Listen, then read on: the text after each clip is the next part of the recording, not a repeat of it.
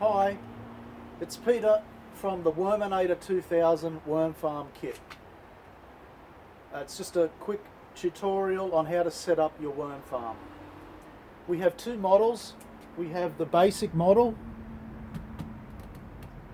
and the next model up just has 100mm feet. But basically today I just want to have a look at the contents and how to set it up.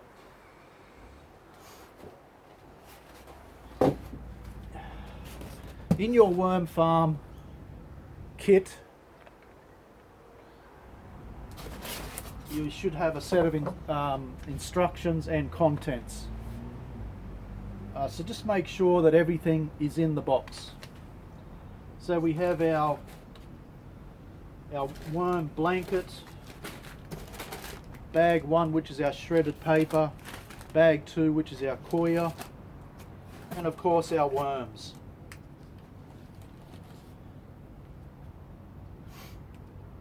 So all you do, take your bag 1,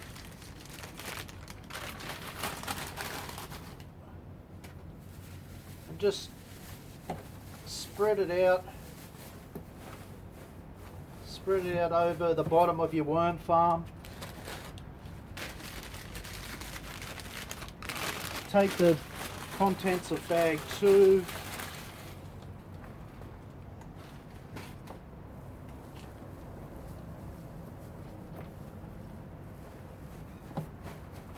spread it out on the bottom.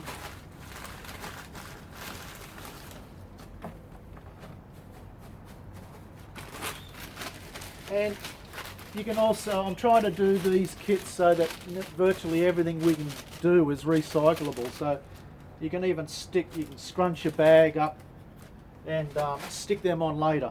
Then of course you've got your worms in their little container, and you would just tip them in, spread them out evenly. I'm not going to do it this morning though. And then you can put your paper bags on top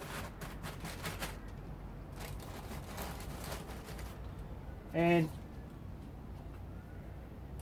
tuck your worms in with their little wormy blanket.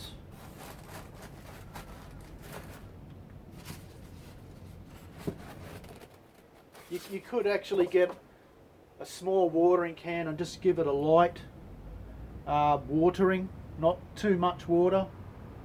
The worms need to be able to breathe. If it's too wet, even the ground, if it's too wet, they will suffocate. Put your lid on, and it's ready to go.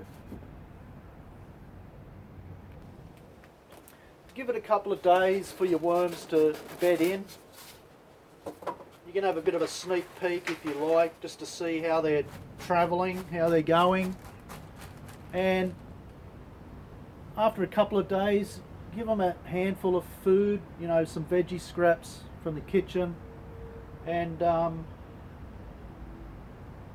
check that in a couple of days and just see how it's going and see if they're eating all that or they need more. That's the best way to gauge it. But I think they say that a kilogram of worms will eat a kilogram of food in a week.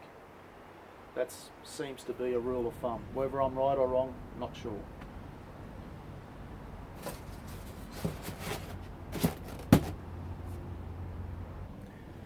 If after a couple of days you take your lid off,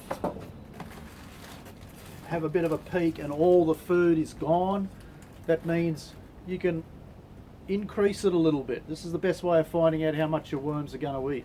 Just in, like you gave them a couple of handfuls a couple of days back, give them an extra couple of handfuls and see how you go. You don't want to put too much feed in here. It will go stinky and rancid if you put too much. They just won't be able to keep on top of the amount of food they have, and it'll start rotting, which you don't want.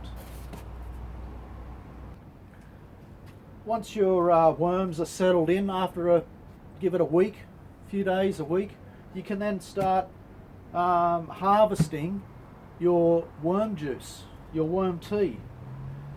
For a worm farm this size, I wouldn't use too much water to start with, you could probably put half a litre through at this stage and just pour it through.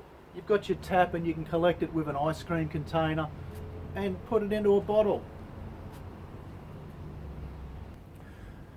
As the volume in here increases, as you feed them and the volume increases, as far as collecting your worm tea is concerned, you can probably go a litre of water a week or something like that. But in the instructions it'll tell you how to test it. If you grab your castings and all that's in here, and if you can pick it up and if you give it a squeeze, if only a few drops of water come out, that's great. But if it's wringing wet and it's heaps of water dripping, too much water. Put the water through, then you can collect it.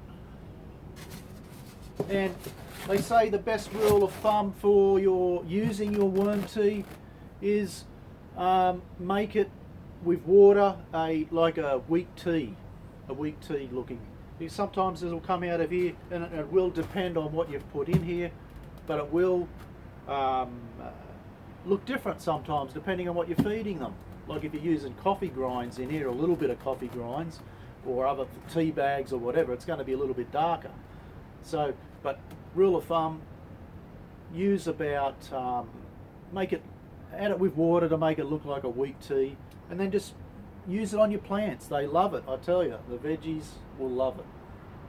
So thank you for watching this tutorial on the Worminator 2000. Thank you. Goodbye.